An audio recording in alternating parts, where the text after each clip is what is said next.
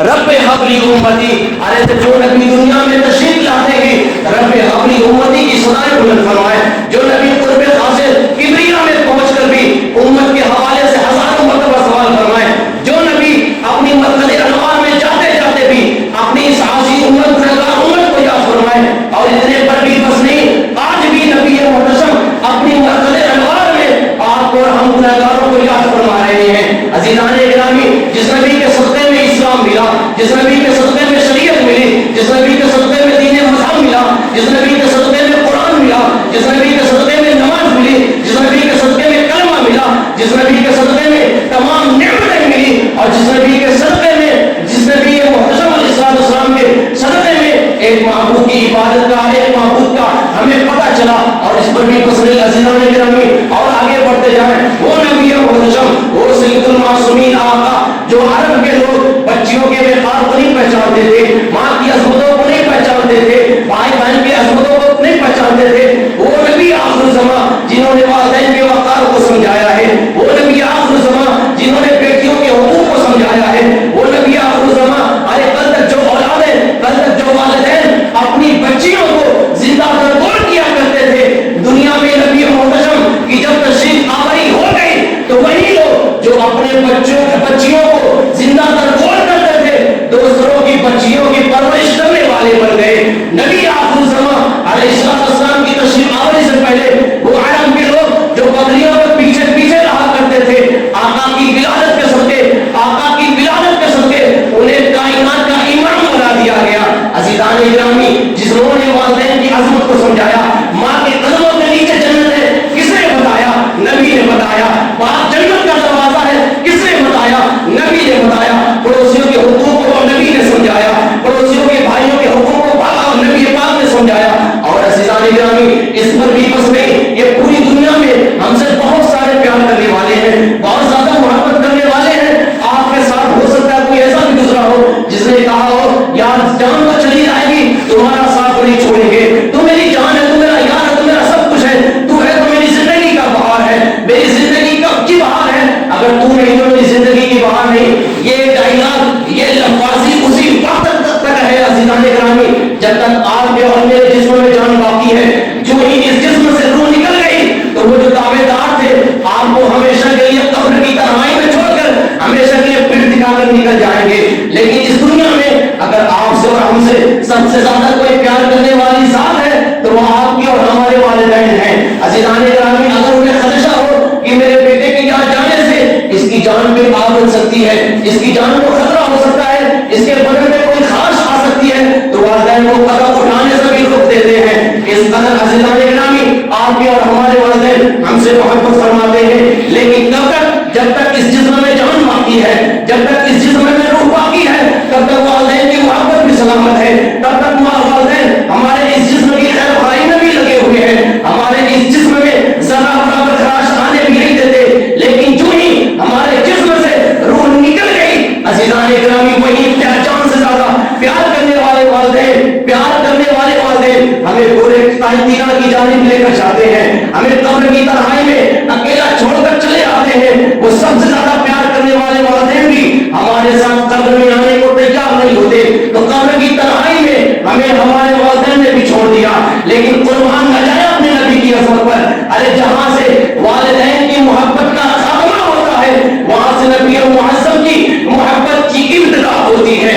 عزیزان گرامی، جہاں سے دنیا والے ساتھ چھوڑ دیتے ہیں، پوری دنیا پوری کائنات جہاں ساتھ چھوڑ دیتی ہے وہاں سے مصطفیٰ کی حمایت کا آغاز ہوتا ہے۔ عزیزان گرامی، تصور کرے اس قبر میں کوئی ہماری فریاد رسائی کو نہیں آتا، لیکن اس قبر کی تاریکی میں اس تاریک قبر کو روشن کرنے والی ذات ہمارے نبی کی ذات ہے۔ اس قبر کو اگر کسی کا صدقے میں کشادہ ہوتی ہے تو وہ آپ کے ہمارے نبی کی ذات ہے۔ اس قبر کی تنہائی میں اگر فریاد رسائی کو، مشکل کشائی کو، اگر ہماری اور آپ کی امداد کے لیے کوئی ذات تشریف جلوہ گر ہوئی تو وہ آپ کے اور ہمارے نبی کی ذات گرامی ہے۔ عزیزان گرامی، دنیا میں بھی ہمارے نبی نے تنہا نہیں چھوڑا، قبر میں بھی ہمارے نبی نے تنہا نہیں چھوڑا۔ قبر کے عذاب سے بچانے والی ذات مصطفیٰ کی ہے، اور مصطفیٰ کریم قبر میں تشریف کیا لائے، اس کے بعد فرشتوں نے مزید کوئی سوال نہیں کیا۔ عزیزان گرامی، تاریخ قبر کو روشن کرنے والی ذات مصطفیٰ کریم کریم کی ہے. اور آگے بڑھے. اب حشر کا میدان پڑتا ہے, قیامت برپا ہوئی ہے. تو عزیزان گرامی, جس کے صدقے میں قیامت کے لیے اٹھائے جائیں گے وہ ذات بھی آپ کے ہمارے نبی کی ذات ہے. جس کی شان محبوبی قیامت کے میدان میں دکھائی جائے گی وہ آپ کے ہمارے نبی کی شان ہے. ارے تمام انبیاء اور مرسلین کی زبان پہ اذهبوا الى غیری کے کلمات ہوں گے, لبیک امت لبیک لبیک اور لبیک یا امتی کی اگر کوئی صدا بلند کرے گا تو وہ آپ کے اور ہمارے نبی کی ذات ہے. عزیزان گرامی, اتنے پر بھی بس نہیں, قیامت کی سختی سے نجات دلانے والی ذات مصطفیٰ کی ہے. قیامت کے میدان میں جب سورج سوال ایسے پہ ہوگا, اس کا چہرہ سامنے کو ہوگا, زمین تابع کی ہوگی, سورج آگ برسا رہا ہوگا, تو اس زمانے سے کی سورج کی تپش سے نجات دلانے والی ذات مصطفیٰ کی ہے. قیامت کی میدان, قیامت کی دھوپ سے اگر کوئی شے ہم پر سایہ پھیرن ہوگی تو وہ مصطفیٰ کریم کی کالی کملی ہے. عزیزان گرامی, تو حشر کی سختی سے نجات دلانے والی ذات مصطفیٰ کی ہے. حشر کے میدان میں جب آپ کی ہماری زبان سوکھ کر کاٹا ہو جائے گی تو ہمیں اپنے دستے رحمت سے جامع کوثر پلانے والی ذات مصطفیٰ کریم کی ذات ہے. اور اتنے پر بھی بس نہیں, عزیزان گرامی, جب پرصراط سے گزرنا ہوگا تو وہ بات سے زیادہ باریک, تلوار کی دھار سے زیادہ تیز جب پرصراط پہ گزرنا ہوگا تو رب سلیم کی دھار سے, جس کی رب سلیم کی دھار سے ہم پرصراط سے گزریں گے, یعنی جہنم کے پل سے پار ہوں گے, تو وہ ذات بھی ہمارے مصطفیٰ کریم کی ذات ہے. جس کے صدقے میں جہنم سے ہمیں نجات ملی ہے وہ ذات بھی مصطفیٰ کریم کی ذات ہے. جس کے صدقے میں ہمیں جنت الفردوس میں ٹھکانہ ملنا ہے اسی ذات, وہی ذات, وہ ذات ہمارے نبی کی ذات اقدس ہے. جس کے صدقے میں جہنم سے نجات وہ ذات مصطفیٰ کی ہے. جس کے صدقے میں جنت الفردوس میں ٹھکانہ وہ ذات مصطفیٰ کریم کی ہے. تو آپ بتائیں نا, جنہوں نے ہر لمحے, ہر آن, ہر موڑ پر جس کی سیرت کے حوالے سے, جس کے کردار کے حوالے سے رب تعالیٰ نے قرآن مجید میں ارشاد فرمایا, اے محبوب آپ کی زندگی آئیڈیل بہترین نمونہ عمل ہے. ارے زندگی گزارنا ہو تو ہم نبی کی زندگی کا مطالعہ کریں. اگر بچپنا گزارنا ہو نبی کی زندگی کا مطالعہ, اگر بڑھاپا گزارنا ہو نبی کی زندگی کا مطالعہ, پڑوسی کے حقوق ادا کرنے ہو نبی کی زندگی کا مطالعہ, اگر شادی بیاہ کرنا ہو نبی کی زندگی کا مطالعہ, تجارت کرنا ہو نبی کی زندگی کا مطالعہ. گویا کی زندگی کے ہر شعبے پر اگر کوئی ذات, کوئی سیرت ہماری حمایت کرتی ہے تو وہ سیرت مصطفیٰ ہے, وہ کردار مصطفیٰ ہے, وہ اسوہ مصطفیٰ ہے. عزیزان گرامی, تو اس ذات والا تبار کی, اس ذات مقدس کی ہم اپنے نبی کی ولادت باسعادت پر ہم بھلا بتائیں نا خوشیاں کیوں نہ منائیں؟ کیا وجہ ہے, کس بنا پہ ہم اپنے نبی کی آمد پہ خوشیاں نہ منائیں؟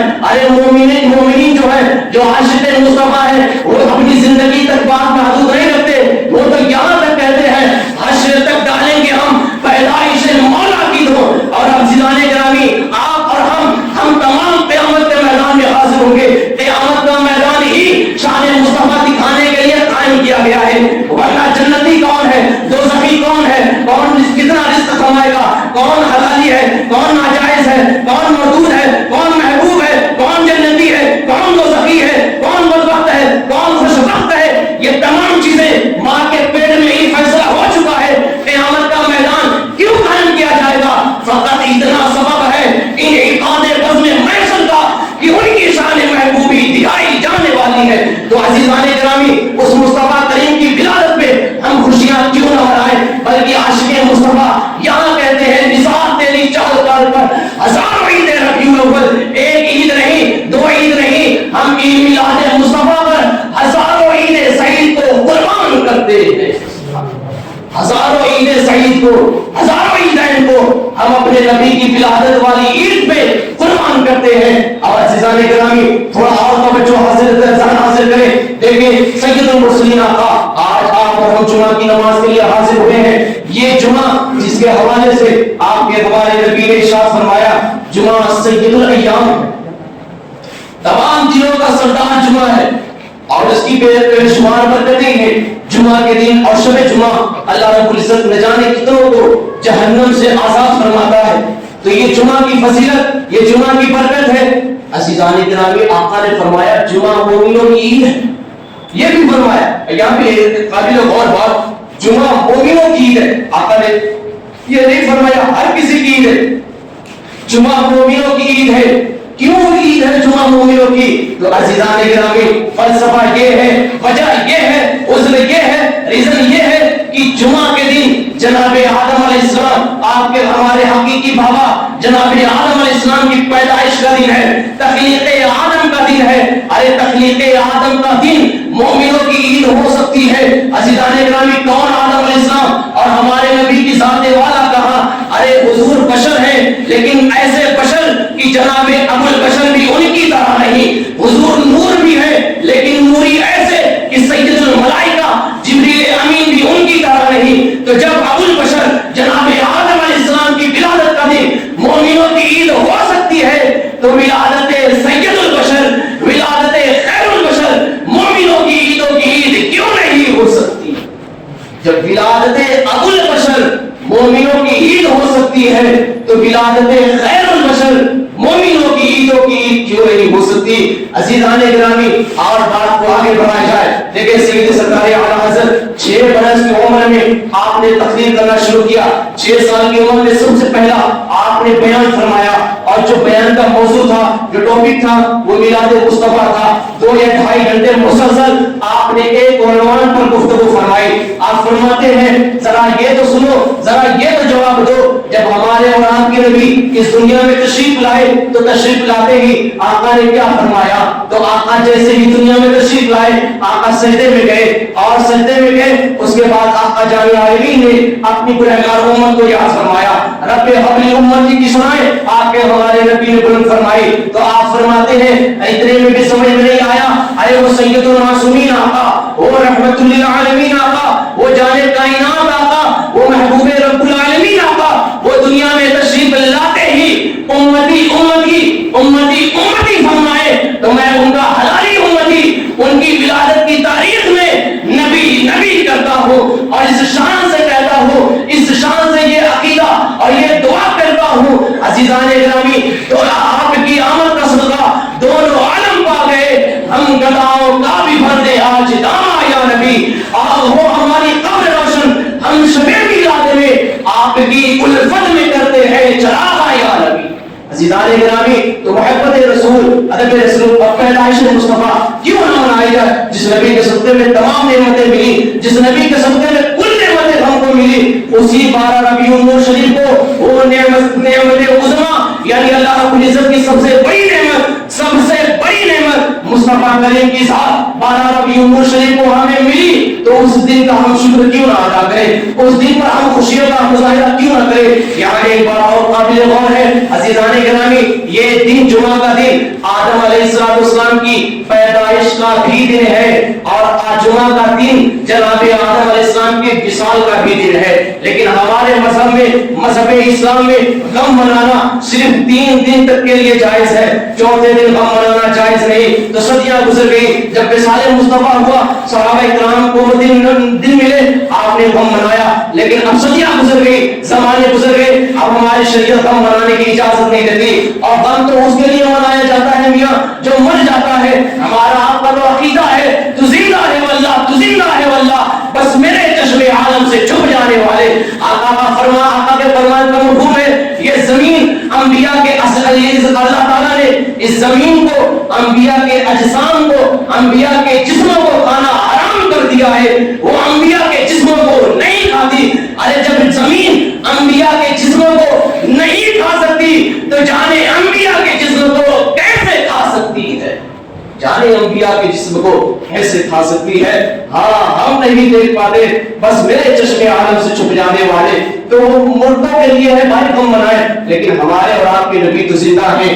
عزیزان گرامی تو محبت رسول میں آقا صدیق اکبر رضی اللہ تبارک و تعالیٰ نے فرمایا جو بھی حضور کی پیدائش کی خوشی میں 1 درہم خرچ کرے گا، کل قیامت کے میدان میں جنت الفردوس میں وہ میرے ساتھ ہوگا۔ 1 درہم، یا سمجھانے کے لیے جو کہہ لیں کہ 1 روپیہ جو ولادت مصطفیٰ میں فرمان صدیق اکبر سید الصحابہ، ارے جس کی صداقت کی گواہی جبریل امین نے، جسے صدیق کا لقب ایسا ویسا کوئی نہیں، آپ کا ہمارا پروردگار جسے صدیق کہے اس صدیق اکبر نے فرمایا عزیزان گرامی جو حضور کی پیدائش کی خوشی میں 1 درہم خرچ کرے گا وہ جنت میں میرا ساتھی ہوگا۔ سبحان اللہ۔ تو حضور کی پیدائش پہ، حضور کی پیدائش عزیزان گرامی بلا شبہ یہ ہمارے لیے عظیم نعمت عظمیٰ ہے۔ آپ پھر ہمارے بچے کی میاں پیدائش کا دن جب آتا ہے تو ہم اور آپ خوشی مناتے ہیں، تو بھلا ہم اپنے نبی، جس نبی کے صدقے میں اولاد ملی، جس نبی کے صدقے میں ہمیں جان ملی، میں نے تبلیغ عرض شروع میں ہی کر دی ہے، جس نبی کے صدقے میں سب کچھ ملا، کیا اس نبی کی ولادت کی خوشی میں ہم چراغ نہ کریں؟ عزیزان گرامی دیکھیں یہاں یہ بھی بات ہے کہ حضور کی ولادت پہ چراغ کیا جائے، لائٹنگ کی جائے، جھنڈے لگائے جائے، اس سے بہتر ہے غریبوں کی امداد کی جائے۔ تو عزیزان گرامی غریبوں کی بھی امداد کی جائے اور حضور کی ولادت کی خوشی میں جھنڈے جھنڈیاں بھی لگائی جائیں۔ جس نیت کے ساتھ، جس خلوص کے ساتھ حضور کی ولادت، حضور کی محبت میں خرچ کریں گے، اگر وہ غریب کی امداد کے حوالے سے ہو یا جھنڈے لگانے کے حوالے سے ہو، اللہ رب العزت آپ کے جھنڈے اور آپ کے غریب کی امداد کو نہیں دیکھتا۔ اللہ رب العزت ہمارے اخلاص کو دیکھتا ہے، ہمارے خلوص کو دیکھتا ہے۔ اگر غریب کی مدد ہی کی ہے، تو اگر وہ کھوپڑی میں رہتا تھا لیکن غریب کی مدد کر کے اسے آپ نے محلہ عطا کر دیا، محل عطا کر دیا، لیکن دل میں خلوص نہیں تھا، نیت یہ تھی کہ یہ چھوپڑے کے بجائے محل میں رہنے لگے، اس کے بعد میری بڑائی کرے، میری سخاوت کا چرچا کرے، یعنی اس نے اپنے نام و نمود کے لیے غریب کی مدد کی، تو اس غریب کی مدد کرنا بھی قیامت کے میدان میں اسے کوئی فائدہ نہیں دے گا۔ لیکن اگر اس نے خلوص کے ساتھ آقا جہاں اللہ تعالیٰ کی رضا کی خاطر حضور کے فرمان پہ عمل کے واسطے اگر راستے سے معمولی کنکر بھی اگر اس نے ہٹا دیا، اس لیے اور اس خلوص کے ساتھ کہ کوئی میرا بھائی اس راستے سے گزرے کہ اس کنکر میں اس کا پیر آ کر اسے تکلیف نہ پہنچ جائے، اگر اس خلوص سے اس نے راستے سے کنکر کو ہٹا دیا تو اس کنکر کے ہٹانے کی برکت سے رب تعالیٰ نے چاہا اس کے تمام گناہوں کو معاف فرما کر جنت الفردوس میں اسے ٹھکانہ نصیب فرما دے گا۔ اللہ رب العزت کہتے سننے سے زیادہ عمل کی توفیق عطا فرمائے۔ آج ایسا میری دل زبان پھر سے کوئی بھی توفیق کلمہ تو پھر بھی آپ سب کو دعا بنا کر سچی توبہ کرتا ہوں، میرا نبی توبہ قبول فرمائے۔ استغفر اللہ ربی من کل ذنب واتوب الیہ۔ کلمہ طیبہ آپ بھی پڑھ لیجئے، لا الہ الا اللہ محمد رسول اللہ۔ جو سنت نہیں پڑھے